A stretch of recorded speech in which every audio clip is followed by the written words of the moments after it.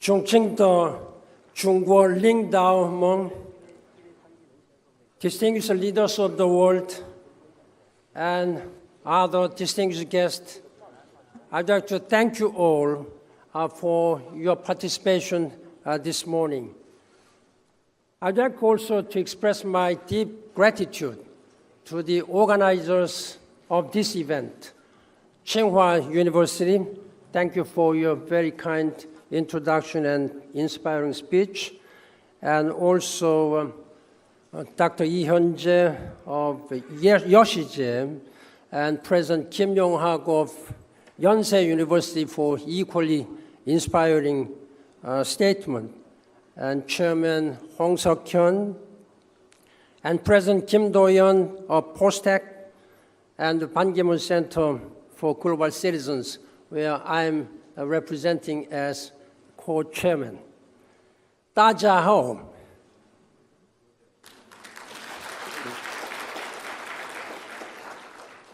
Thank you, ladies and gentlemen. Our planet Earth is beseeching us to make a commitment and resolution. Humanity was deeply moved when they saw the photo of our blue planet taken from Apollo 8, 1968. However, soon after in 1972, the Club of Rome warned us of the Earth's global warming. You have already seen so many dynamic and graphic photos. Some ignored that warning. There were many skeptics. Some others worked hard to protect the planet. Climate change today is a root cause of poverty, disease, hunger, security concerns, and energy crisis. Climate change is an urgent threat to all of humanity. The Earth is getting warmer and warmer. Heat waves, forest fires, earthquakes, tsunamis, typhoons, cyclones, and you name all this, and other calamities are striking us with increased frequency and intensity. We don't have much time. The Earth will not wait for us. I have been warning that the nature does not negotiate. They do not wait for us. We need the courage and resolve of everyone gathered here. Now, new leadership alone can rescue mankind. That is exactly why we are gathered here this morning in Beijing. While serving as the United Nations Secretary General, I work to improve sustainability and humanity. The UN proposes 17 goals for sustainable development, which you have seen on the video. Every single one of them is of great importance. I try to work hard as the heart that does not differentiate in giving blood. However, it still ails me that there are too many of these challenges, all of them extremely complex. What is at the heart of addressing these 17 challenges? Today, I am confident that the hubs of unsustainability on this planet are the larger cities, dominated by conglomerates, mass production, and mass consumption within our industrialized civilization. Urban populations constituted only 10% of global population before industrialization. Today, half of the world's population lives in cities, and 50% of this urban population reside in larger cities with more than 1 million people. Such cities overcame abject poverty for mankind and helped develop what is known as mass democracy. But the city of industrial revolution has now become a core factor in unsustainable development. Firstly, cities are the main culprit behind global warming. Cities account for over 70% of energy, global energy consumption, and greenhouse gas emissions. 40 megacities around the world, including Beijing, are currently collaborating to reduce greenhouse gas emissions, but this challenge remains. This is what we know C40. Second, cities further exacerbate inequality. The wealthiest 10% of residents of London own 60% of the city's real estate. Third, the high cost of living is thwarting the dreams of young people. The high cost of housing makes it impossible for the young and creative to reside in cities. Recently, in Silicon Valley in the United States, the high cost of housing and inflation has caused people and companies to move away. Fourth, cities are ruining lives. In the midst of the endless competition propelled by larger cities' industrialized civilization, souls are dying as well. Lone deaths are increasing in many larger cities around the world. In Korea, unfortunately, lone deaths have doubled in the last 5 years. The task of creating new civilization that transcend industrial civilizations starts from looking beyond these great but perilous cities. We must create a next civilization through new creative cities. That's the main agenda, main theme of our discussion today. Whether this new civilization has creativity or not is at the core of the issue.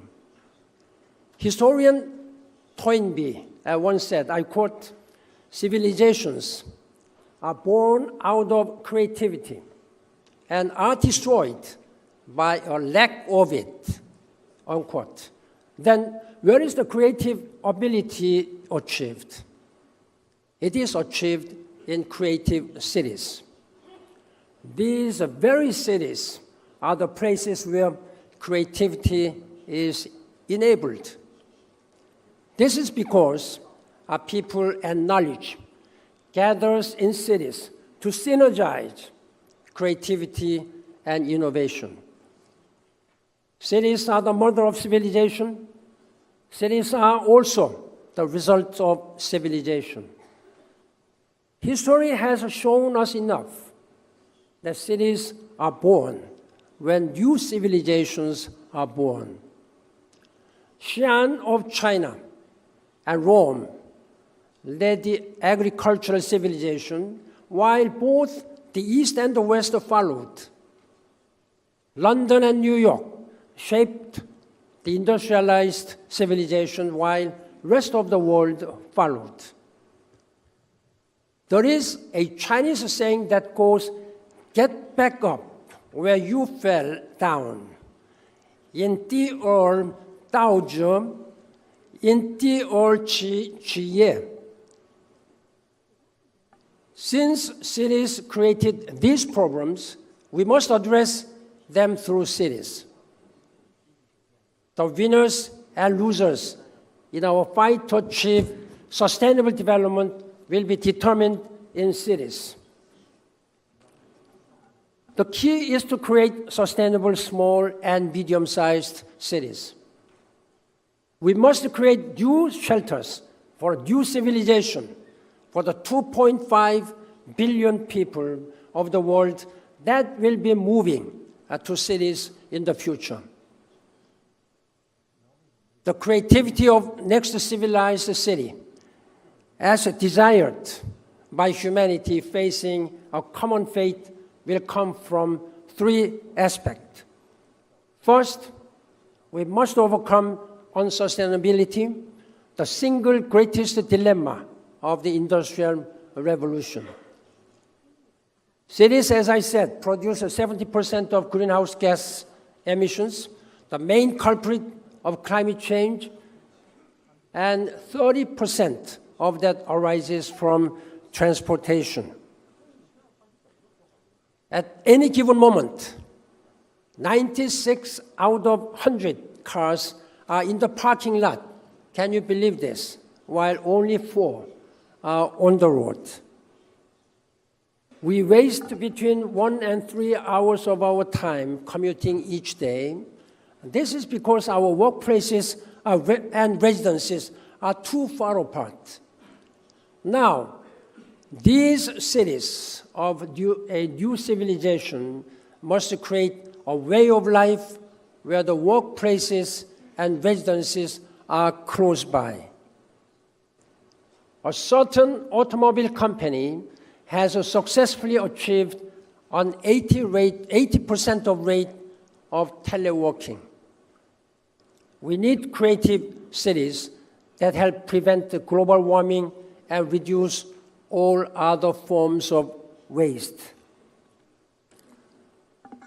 Second, we must take control of digital technology for the city. A new civilization is rising based on digital technology. In the era of industrial civilization, people moved to where knowledge and information were. They had to go to school to see a teacher, to the hospital to see a doctor, to the bank for money, and to stores for products. They also committed to work. Today, revolutionary changes in digital technology are bringing work, medicine, education, and shopping into our palms, to our apartments and our houses. Our residences will become a new platform. A significant 60 to 70% of our work, education, and medical services will take place at home. Some experts predict that in 2 to 3 decades, a house could contain about 200 and 300 devices. A person like myself would have a lot of difficulty in living with so many parts and equipments in my houses. Again, we have to adjust ourselves. Our homes will no longer look like those of today. As the elements of urban life change, new cities are bound to emerge. Many elements constituting the schools, hospitals, and parliaments invented in the 19th century will have to become remnants of the industrial era. One reason is the fact that it is very hard for self-driving cars to navigate through today's cities.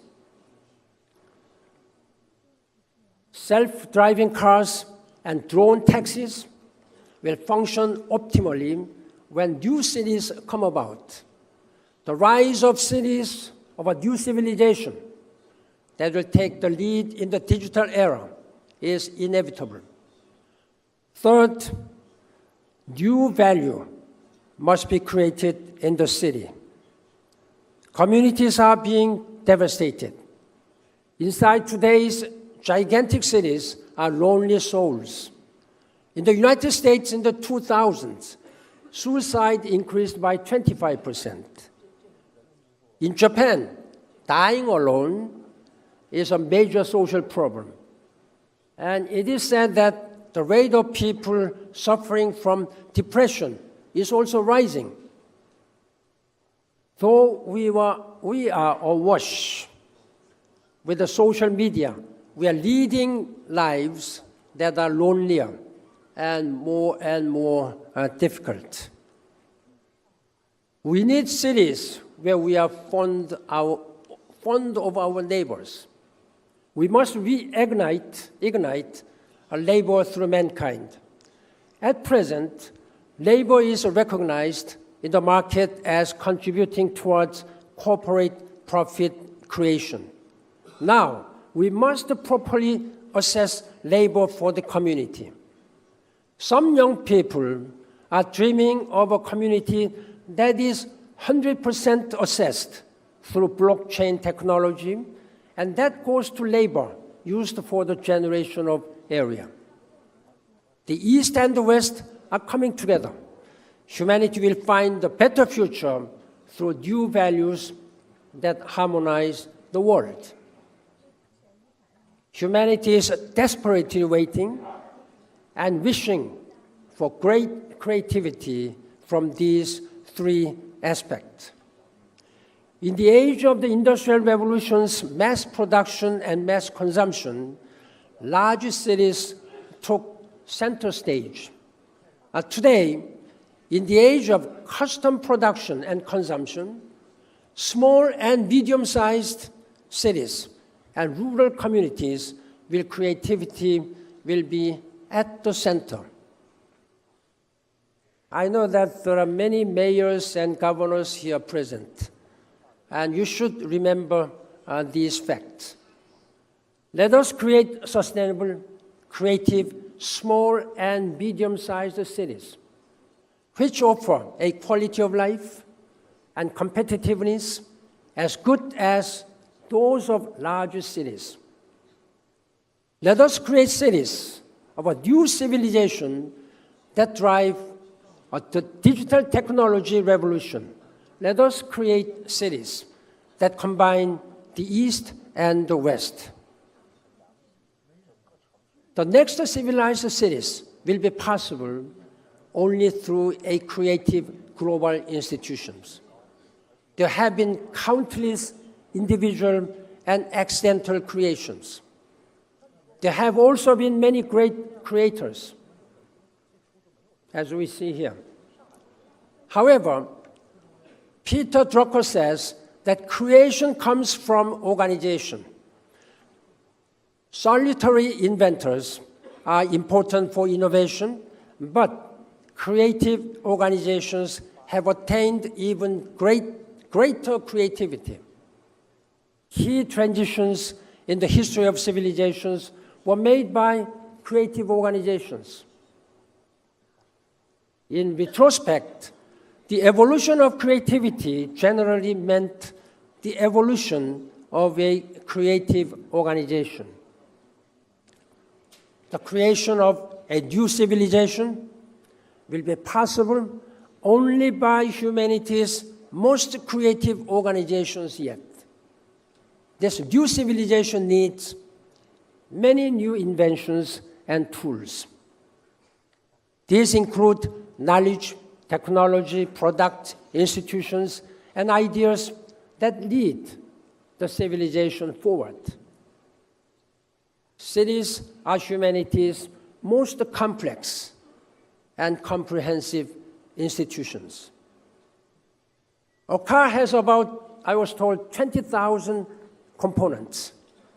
And the plane has from 0 to 4 million parts. Then can you believe that an oil drill ship has about 20 million components?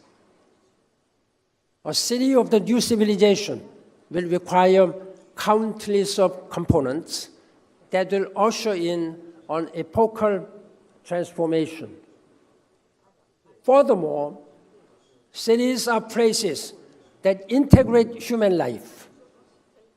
Global institutions that can expand scientific advancement are required. A global creation is therefore inevitable. That's why we need to think very seriously. Ladies and gentlemen, today we must transcend the great individual, corporation, and nation to start a new planned creation that involves all of our humanity. We already have experience working together for the common evolution of humanity. There is the example of Wikipedia. 70 million people from around the world voluntarily take part in editing 2.4 billion lines of text. Then, there is a Genome Project. For 13 years, 6 countries took part, like the United States, China, United Kingdom, Germany, and France in this project. The result was the per person cost for analyzing genetic makeup was reduced from $1 billion to $1,000. I even cannot believe this, but it has happened that way. There is an ongoing nuclear fusion power generation project called ITER in France. 7 nations, including the United States, European Union, China, Korea, are part of this project. The process is over 50%. Efforts to create new cities have also started in many places. There are 180 projects around the world that were developed under the name Smart City. Microsoft is experimenting with the new cities in Arizona, and Google's is in Canada. China is doing so in Xiong'an new area, Singapore in virtual twin city, and Korea in Sejong City. We must bring together these scattered efforts to create new cities. We cannot change the destiny of humanity through scattered efforts.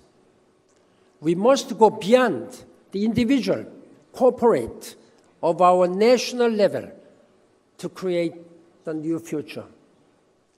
Now, we need an innovative institution that brings together all great creators of the world. To do so, we need guiding determination, infrequently seen in our times. Like President Lincoln's determination to fight the Civil War, to maintain the unity of the United States, and end the institution of slavery. Like Mao Zedong's determination to shape a new China, like Deng Xiaoping's determination to open up China through Shenzhen. We need determination to open a new era. We must create a creative institution and build a city of new civilization. That way, we can do away with the unsustainability and staring ever so coldly at our fate. Ladies and gentlemen, distinguished guests, I believe China must play a central role. That is why Yoshije and all other organizers have decided to come to this Beijing. A renowned futurology scholar said that a new civilization will originate from a city of Asia. I believe that there is a high probability that this city will be in China. In China alone, 500 million people will be entering cities in the near future. This is as large as whole Europe's total population. Changes in China are of critical impact to the entire world. Whether China can create sustainable change will also determine the fate of humanity. This Chinese leadership is also yearning for a city of new civilization. It is working to build cities of wisdom, of humanities, and of an ecologically friendly civilization. If Shenzhen was a city formed in the past to experiment with the Western industrialized civilization, Shanghai's Pudong was a competitor to the West. Now I believe it is high time that China take up the challenge of building a city of new civilization to bring the East and the West together for China and for whole humanity of the world. China must play a central role in the planning and construction of this city of new civilization. If China succeeds in working with the world to create a city of new civilization that we all love and we all want to live in, its dream will become the world's dream. China has the potential. China gave us the 4 greatest inventions of all times. Up until 1801, China represented more than 30% of the world's total GDP. It rose through the ashes of the Opium War in 1840 and became a G2 power now. China also has a strong leadership. China has the ability to take up the great challenge of overcoming unsustainability for this planet and humanity. China must take the lead and realize mankind's dream of a city of new civilization, as you did when Paris climate change was agreed upon. It was only possible with President Xi Jinping and President Obama's combined effort, leadership. I deeply appreciate this. And now China can do to create these civilized cities. Ladies and gentlemen, next civilized cities must become humanity's dream and future. This dream requires an institution for planning and creation. Global creators must come together. First, we must focus on planning and creating an innovative pilot city. We can work with the United Nations and international community. We must create a successful pilot city. I think Xiong'an may become a pilot city. The city must be loved by the world. Then our path to the next civilized cities will be wide open. No roads began as roads. Lu Xun, a Chinese author from a century ago, once said, I quote, "There was no road on the ground in the beginning. When people began to walk and many more followed, it becomes a road. 走的人多了，便有了路."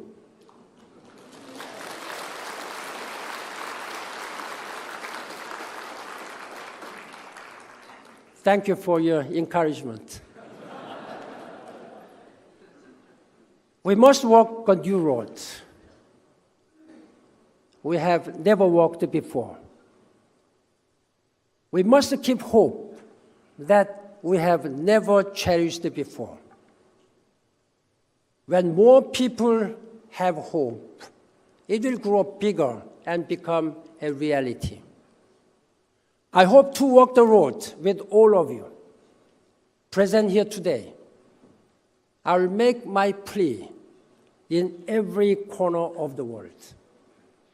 I hope that you will become the champions of create the new history. Ladies and gentlemen, distinguished guests, this is the first time that we meet in Beijing. There will be many more such forums. It is important that we make sure that everybody understands the importance and significance of this next civilized cities. And let's work together to work this world better through creating this next civilized cities. Thank you very much for your attention. Thank you very much. 谢谢。